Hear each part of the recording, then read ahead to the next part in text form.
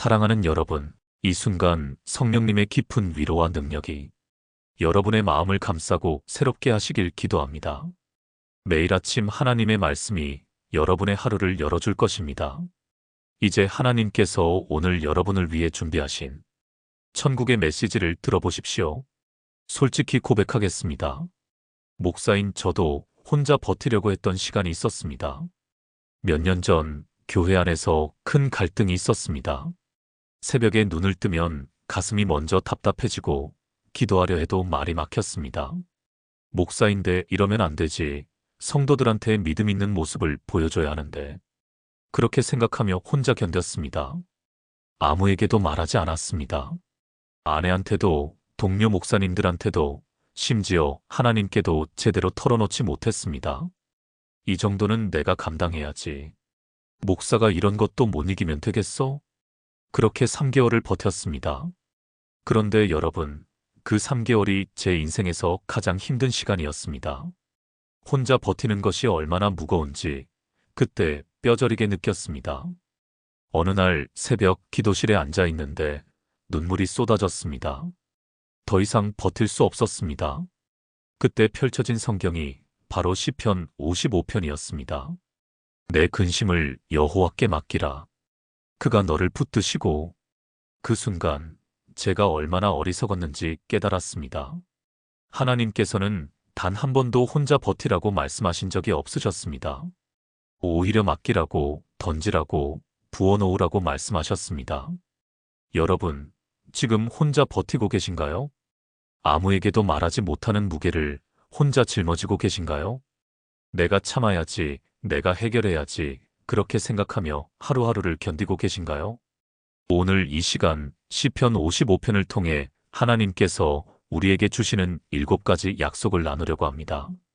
혼자 버티지 말고 전부 하나님께 맡기는 것이 무엇인지, 그리고 맡길 때 어떤 일이 일어나는지 함께 보겠습니다. 이 말씀이 지금 무거운 짐을 혼자 지고 있는 여러분의 어깨를 가볍게 해드릴 것입니다. 시편 55편 1절부터 2절을 보겠습니다. 하나님이여 내 기도에 귀를 기울이시고 내가 간구할 때 숨기지 마소서. 내게 굽히사 응답하소서. 내가 근심으로 편하지 못하여 탄식하오니. 다윗이 이 시편을 쓸 때의 상황을 아십니까? 그는 자신의 가장 가까운 친구에게 배신당한 상태였습니다. 믿었던 사람에게 등 뒤에서 칼을 맞은 것입니다. 그 고통이 얼마나 컸으면 탄식하오니라고 표현했겠습니까? 그런데 여기서 우리가 주목해야 할 것이 있습니다. 다윗은 이 고통을 숨기지 않았습니다. 하나님 앞에 있는 그대로 부어놓았습니다. 내가 근심으로 편하지 못하여라고 솔직하게 고백했습니다. 많은 분들이 하나님 앞에서조차 강한 척합니다. 하나님, 저 괜찮습니다. 믿음으로 이겨내겠습니다. 그런데 정말 괜찮으신가요? 마음속에서는 무너지고 있는데 입으로만 괜찮다고 하고 계시는 것 아닙니까? 하나님은 우리의 포장된 기도를 원하지 않으십니다. 있는 그대로의 우리를 보기 원하십니다. 부산에 사시는 김영자 집사님이 계셨습니다. 60대 중반의 이분은 남편의 사업 실패로 20년 동안 빚을 갚아왔습니다. 자녀들에게도 말하지 못하고 교회에서도 웃으며 지냈습니다. 새벽 기도회에 나와서도 하나님, 감사합니다 라고만 기도했습니다. 그런데 어느 날 더 이상 버틸 수 없었습니다. 새벽 기도회에서 무너져 내렸습니다. 하나님, 저 이제 정말 힘듭니다. 더 이상 못 버티겠습니다. 제발 도와주세요.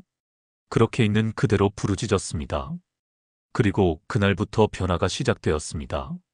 하나님께서 한 성도를 통해 직장을 연결해 주셨고 그 직장에서 안정적인 수입이 생겼습니다. 더 놀라운 것은 마음의 평안이었습니다. 목사님, 제가 20년을 혼자 버텼는데요. 그게 제일 어리석은 짓이었어요. 진작에 하나님께 다 털어놓을 걸 그랬어요. 여러분, 하나님은 우리의 진짜 모습을 보기 원하십니다. 포장된 기도가 아니라 터져나오는 부르짖음을 기다리고 계십니다. 지금 마음이 무너져 있다면 그대로 말씀드리세요. 하나님, 저 힘듭니다. 도저히 혼자서는 못 버티겠습니다. 그 고백이 바로 믿음의 시작입니다.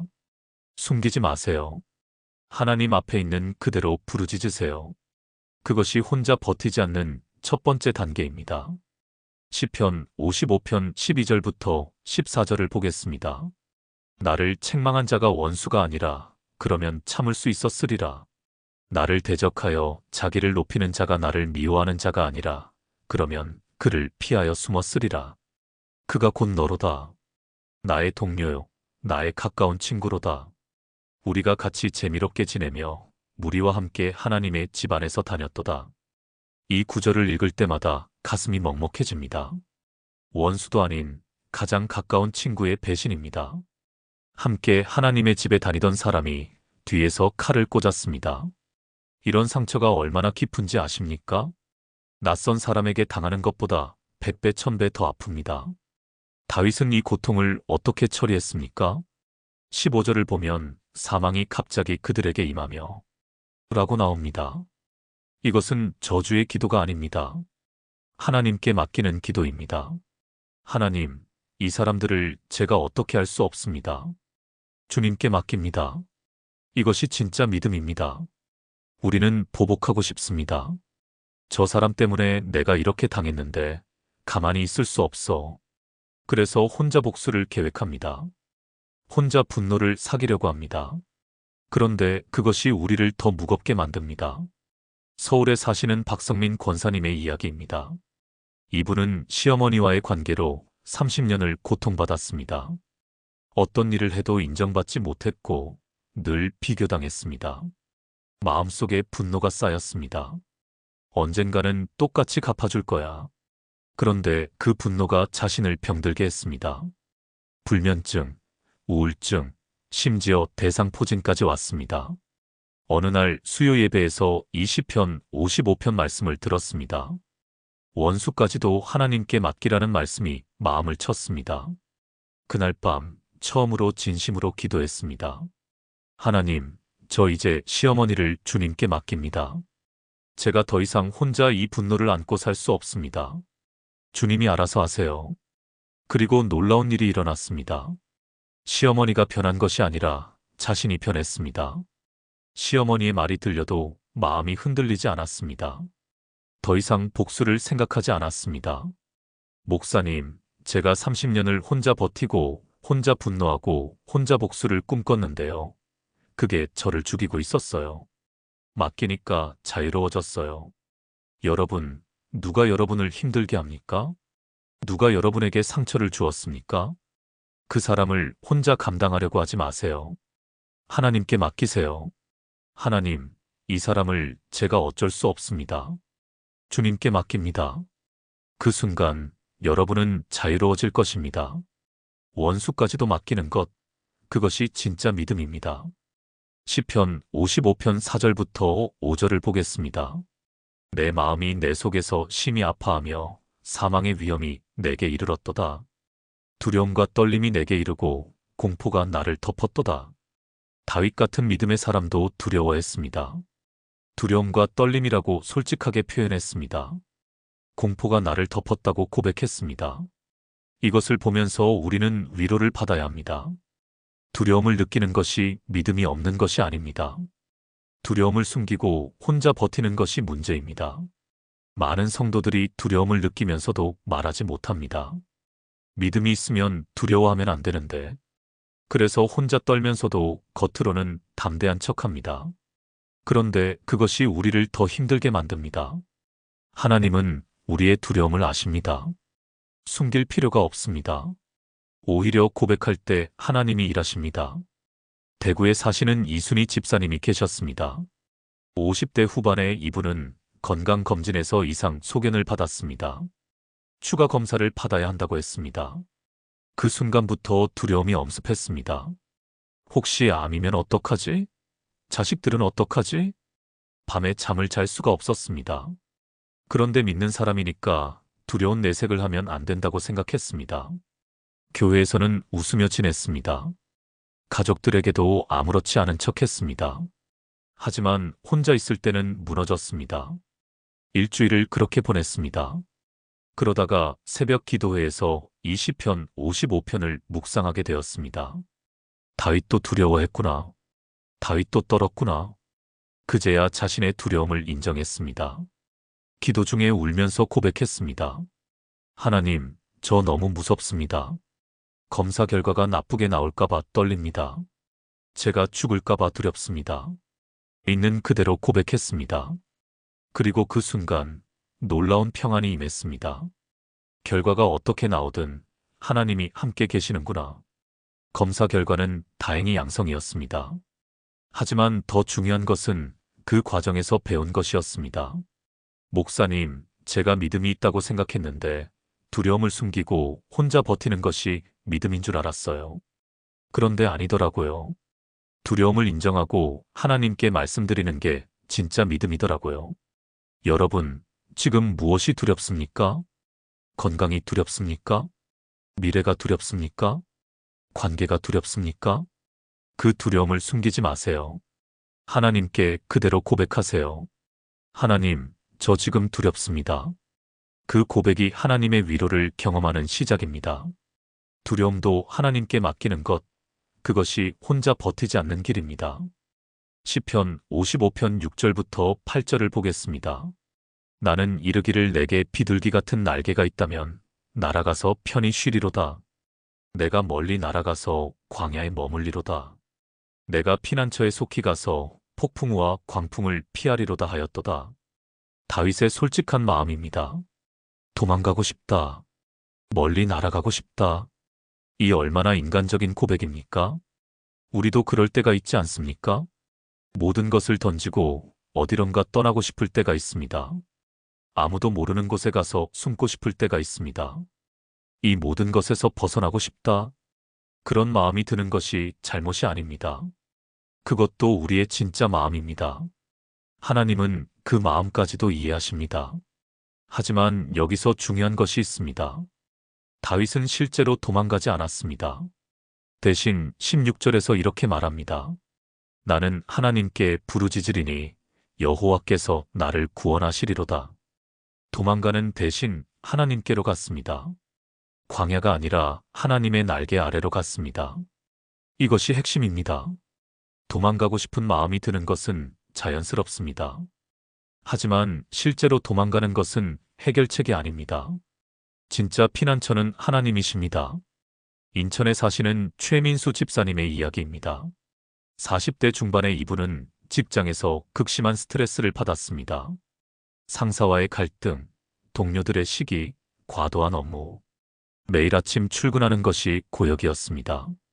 그냥 사표 내고 다 때려치우고 싶다. 실제로 사표를 써놓고 고민했습니다. 어디 시골에 내려가서 농사나 지으며 살까? 그런데 그날 밤 시편 55편을 읽게 되었습니다. 다윗도 도망가고 싶어 했다는 것을 알았습니다. 하지만 다윗은 도망가지 않고 하나님께 갔다는 것을 보았습니다. 그날 밤 기도했습니다. 하나님, 저도 도망가고 싶습니다. 근데 어디로 가야 할지 모르겠습니다. 주님께 갑니다. 주님이 제 피난처가 되어주세요. 그리고 매일 아침 출근 전에 그 기도를 했습니다. 하나님, 오늘 하루도 주님의 날개 아래로 갑니다. 놀랍게도 상황이 변하기 시작했습니다. 먼저 자신의 마음이 안정되었습니다. 같은 상황인데도 반응이 달라졌습니다. 그리고 몇 달 후 상사가 다른 부서로 이동했습니다. 새로운 상사는 이해심이 많은 분이었습니다. 목사님, 제가 도망갔다면 더 큰 문제에 빠졌을 거예요. 하나님께로 간 것이 정답이었어요.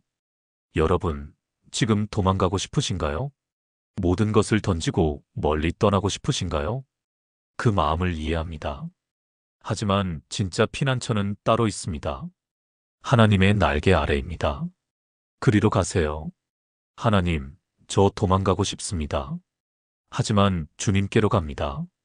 그 고백이 진짜 쉼을 가져다 줄 것입니다. 시편 55편 17절을 보겠습니다. 저녁과 아침과 정오에 내가 근심하여 탄식하리니 여호와께서 내 소리를 들으시리로다. 다윗의 기도 습관이 나옵니다. 저녁, 아침, 정오. 하루 3번 하나님께 부르짖었습니다. 이것은 형식적인 기도 시간이 아니었습니다. 근심하여 탄식하리니라고 했습니다. 진짜 고통을 가지고 하나님께 나아갔습니다. 한 번이 아니라 3번입니다. 왜 그랬을까요? 한 번으로는 충분하지 않았기 때문입니다. 아침에 기도해도 낮에 또 힘들었습니다. 낮에 기도해도 저녁에 또 무너졌습니다. 그래서 계속해서 하나님께 나아갔습니다. 많은 분들이 착각합니다. 한 번 기도했으면 되지. 왜 자꾸 같은 기도를 해? 아닙니다. 우리의 고통은 계속됩니다. 우리의 두려움은 반복됩니다. 그러니까 계속해서 하나님께 나아가야 합니다. 광주에 사시는 김명숙 권사님이 계셨습니다. 70대 초반의 이분은 남편의 치매로 5년을 돌보고 계셨습니다. 매일이 전쟁이었습니다. 밤에는 잠도 제대로 못 잤습니다. 아침에 일어나면 몸도 마음도 지쳐 있었습니다. 처음에는 새벽 기도만 나갔습니다. 하지만 낮이 되면 또 힘들었습니다. 저녁이 되면 무너졌습니다. 그때 20편, 55편, 17절을 보게 되었습니다. 아, 다윗도 하루 3번 기도했구나. 한 번으로는 안 되는구나. 그날부터 습관을 만들었습니다. 아침에 일어나면 먼저 하나님께 부르짖었습니다. 하나님, 오늘 하루도 저를 붙들어 주세요. 점심 먹고 나서 잠깐 방에 들어가 기도했습니다. 하나님, 지금 너무 힘듭니다. 힘을 주세요. 저녁에 남편을 재우고 나서 또 기도했습니다. 하나님, 오늘도 지켜주셔서 감사합니다. 내일도 부탁드립니다. 매번 5분도 안 되는 짧은 기도였습니다. 하지만 그 기도가 하루를 버티게 했습니다. 목사님, 처음에는 왜 자꾸 같은 기도를 하나 싶었어요. 그런데 제가 살아남으려면 계속 하나님께 매달려야 하더라고요. 하루 3번, 그게 제 생명줄이에요. 여러분, 한 번 기도했다고 끝이 아닙니다. 고통이 반복되면 기도도 반복해야 합니다. 두려움이 다시 오면 다시 하나님께 부르짖어야 합니다. 혼자 버티지 마세요. 하루에도 여러 번 하나님께 나아가세요. 저녁에도 아침에도 정오에도 언제든지 힘들 때마다 하나님께 부르짖으세요. 그것이 혼자 버티지 않는 실제적인 방법입니다. 이제 가장 중요한 구절입니다. 시편 55편 22절을 보겠습니다. 내 짐을 여호와께 맡기라. 그가 너를 붙드시고 의인의 요동함을 영원히 허락하지 아니하시리로다. 이 구절이 오늘 메시지의 핵심입니다. 내 짐을 여호와께 맡기라. 여기서 맡기라는 히브리어 원어를 보면 던지다, 내팽개치다라는 뜻입니다. 조심스럽게 올려놓는 것이 아닙니다. 힘껏 던져버리는 것입니다. 왜 그럴까요? 그 짐이 너무 무겁기 때문입니다. 더 이상 우리가 감당할 수 없기 때문입니다. 그러니까 던지라는 것입니다. 많은 사람들이 하나님께 맡긴다고 하면서도 실제로는 놓지 못합니다. 기도는 하는데 여전히 붙들고 있습니다. 하나님께 맡깁니다 하면서도 마음속으로는 그래도 내가 뭔가 해야지 생각합니다. 그것은 진짜 맡기는 것이 아닙니다. 진짜 맡기는 것은 완전히 손을 떼는 것입니다. 이제 나는 할 수 없습니다. 하나님, 전적으로 주님께 맡깁니다. 그렇게 던져버리는 것입니다. 그리고 이 구절에는 놀라운 약속이 있습니다. 그가 너를 붙드시고, 우리가 짐을 맡기면 하나님이 우리를 붙드십니다. 짐을 붙드는 것이 아니라 우리를 붙드십니다. 이것이 핵심입니다. 우리가 혼자 버틸 때는 짐도 무겁고 우리도 무너집니다. 하지만 하나님께 맡기면 하나님이 짐도 해결하시고 우리도 붙드십니다. 전주에 사시는 박정혜 집사님의 간증입니다. 50대 초반의 이분은 자녀 둘의 대학 등록금과 시어머니 요양원비, 그리고 남편 사업의 빚까지 떠안고 있었습니다. 계산해보니 3억이 넘었습니다. 밤에 잠을 잘 수가 없었습니다. 이걸 어떻게 갚지? 내가 죽어야 보험금으로라도 갚을 수 있나? 그런 생각까지 했습니다. 교회는 다녔지만 기도가 되지 않았습니다. 기도하려고 해도 3억이라는 숫자만 머릿속을 맴돌았습니다. 그러다가 어느 주일 설교 중에 20편, 55편, 22절을 들었습니다. 내 짐을 여호와께 맡기라. 그 순간 눈물이 쏟아졌습니다. 아, 내가 혼자 이 짐을 지려고 했구나. 내가 해결하려고 했구나. 그날 밤 무릎 꿇고 기도했습니다. 손에 쥐고 있던 모든 계산서와 고지서를 펼쳐놓고 기도했습니다. 하나님, 이제 이 모든 것을 주님께 던집니다. 저는 더 이상 혼자 감당할 수 없습니다. 주님이 알아서 하세요. 제가 할 수 있는 최선을 다하겠지만 결과는 주님께 맡깁니다. 그렇게 완전히 손을 뗐습니다. 그리고 놀라운 일들이 일어났습니다. 먼저 자녀들이 장학금을 받게 되었습니다. 그 다음에 남편의 사업에 새로운 거래처가 생겼습니다. 또 정부 지원금으로 시어머니 요양원비를 보조받게 되었습니다. 3년이 지난 지금 빚의 절반을 갚았습니다. 하지만 더 중요한 것은 마음의 평안이었습니다. 목사님, 빚이 아직 남아있어요. 그런데 제 마음은 평안해요. 왜냐하면 이게 이제 제 짐이 아니라 하나님의 짐이거든요. 하나님이 책임지실 거라고 믿어요. 여러분, 지금 어떤 짐을 혼자 지고 계십니까? 경제적인 짐입니까? 관계의 짐입니까? 건강의 짐입니까? 자녀 문제의 짐입니까? 그 짐을 하나님께 던지세요. 조심스럽게 올려놓지 마시고 힘껏 던지세요. 하나님, 이제 이것은 제 짐이 아니라 주님의 짐입니다. 주님이 알아서 하세요. 그 순간 하나님이 여러분을 붙드실 것입니다. 시편 55편의 마지막 부분 23절을 보겠습니다. 하나님이여 주께서 그들을 멸망의 웅덩이에 빠지게 하시리이다. 피를 흘리게 하며 속이는 자들은 그들의 날에 반도 살지 못할 것이나 나는 주를 의지하리이다. 다윗의 최종 고백입니다. 나는 주를 의지하리이다. 모든 고통, 모든 배신, 모든 두려움을 겪었지만 결국 다윗의 선택은 하나님이었습니다. 왜 다윗은 하나님을 의지했을까요?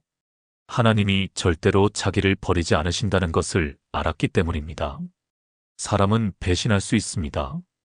가까운 친구도 등을 돌릴 수 있습니다. 하지만 하나님은 절대로 우리를 버리지 않으십니다. 이것이 우리가 하나님께 맡길 수 있는 이유입니다. 히브리서 13장 5절은 이렇게 말합니다. 내가 결코 너희를 버리지 아니하고 너희를 떠나지 아니하리라. 이것은 약속입니다. 변하지 않는 하나님의 약속입니다. 우리가 혼자 버티는 이유가 무엇입니까? 믿을 사람이 없기 때문입니다. 내 문제를 말하면 뭐라고 할까? 약점을 잡히면 어떡하지? 그래서 혼자 버팁니다. 하지만 하나님은 다릅니다. 하나님은 우리의 모든 것을 아시면서도 버리지 않으십니다. 우리의 약함을 아시면서도 떠나지 않으십니다. 창원에 사시는 이미경 집사님의 마지막 간증입니다. 60대 중반의 이분은 평생 교회를 다녔지만 진짜 하나님을 경험한 것은 최근이었습니다. 남편이 뇌출혈로 쓰러졌습니다. 중환자실에서 일주일을 보냈습니다. 의사는 각오하라고 했습니다. 그 일주일 동안 이분은 병원 기도실에서 살았습니다. 처음에는 하나님, 살려주세요라고 기도했습니다. 하지만 상태는 악화되었습니다. 그때 마음속에서 이런 생각이 들었습니다. 하나님이 나를 버리신 건가? 내 기도를 안 들으시는 건가? 그날 밤 시편 55편을 읽었습니다. 22절과 23절을 반복해서 읽었습니다. 내 짐을 여호와께 맡기라. 나는 주를 의지하리이다. 그 순간 깨달았습니다. 결과가 어떻게 되든 하나님은 나를 버리지 않으신다. 남편이 살든 죽든 하나님은 나와 함께 하신다. 그리고 그 확신을 붙들고 기도했습니다. 하나님, 남편의 생명을 주님께 맡깁니다. 주님의 뜻대로 하세요. 하지만 저는 주님을 의지합니다. 주님이 저를 버리지 않으실 것을 믿습니다. 기적처럼 남편은 깨어났습니다. 지금은 재활치료를 받으며 회복 중입니다. 하지만 이분이 간증하는 것은 남편이 살아난 것이 아니었습니다. 목사님, 저는 그때 깨달았어요. 하나님이 나를 절대 버리지 않으신다는 걸. 그 확신이 생기니까 무엇도 두렵지 않더라고요. 결과가 어떻게 되든 하나님이 함께 계시니까요. 여러분, 이것이 마지막 메시지입니다. 하나님은 절대로 여러분을 버리지 않으십니다. 상황이 어떻게 되든, 결과가 어떻게 나오든 하나님은 여러분과 함께 계십니다. 그러니까 혼자 버티지 마세요. 하나님을 의지하세요. 나는 주를 의지하리이다. 이 고백이 여러분의 고백이 되기를 축복합니다. 사랑하는 여러분, 지금까지 시편 55편을 통해 7가지 말씀을 나누었습니다. 첫째, 숨기지 말고 하나님께 부르짖으라. 둘째, 원수까지도 하나님께 맡기라. 셋째, 두려움도 하나님께 고백하라. 넷째, 도망치고 싶을 때 하나님의 날개 아래로 가라. 다섯째, 하루 3번이라도 하나님께 부르짖으라. 여섯째, 내 짐을 여호와께 맡기라. 일곱째, 하나님은 절대로 나를 버리지 않으신다. 이 7가지가 여러분의 삶의 실제가 되기를 축복합니다. 혼자 버티지 마세요. 더 이상 혼자 그 무거운 짐을 지지 마세요. 하나님께 맡기세요. 던지세요. 부르짖으세요. 하나님은 지금도 여러분을 기다리고 계십니다. 여러분의 진짜 모습을, 여러분의 아픔을, 여러분의 두려움을 하나님께 보여드리세요. 하나님은 그 모든 것을 받으시고 여러분을 붙드실 것입니다. 오늘 이 말씀이 마음에 닿은 분이 계시다면 댓글에 맡깁니다라고 써주세요. 그리고 좋아요를 눌러주시고 이 영상을 더 많은 분들과 나눠주세요. 지금 혼자 버티고 있는 누군가에게 이 말씀이 위로가 될 것입니다. 여러분을 축복합니다. 하나님의 은혜와 평강이 여러분과 함께 하시기를 간절히 기도합니다. 감사합니다.